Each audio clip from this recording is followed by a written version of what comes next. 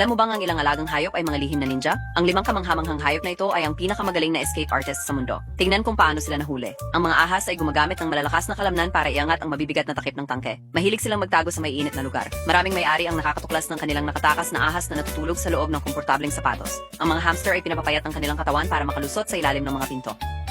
Isa ay natagpuan makalipas ang 3 araw na nakatira sa loob ng sofa sa sala na may lihim na taguan ng mga nakaw na merienda. Ang mga husky ay kayang tumalon sa 6 na talampakang bakod. Isang may-ari ang umuwi at natagpuan ang nawawalang husky na kalmadong nakaupo sa bubong ng bahay.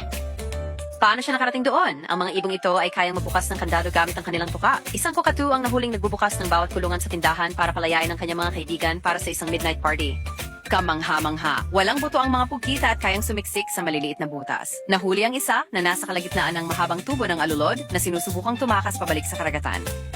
Totally busted! Pindutin ang subscribe button para sumali sa Petnimals Adventure.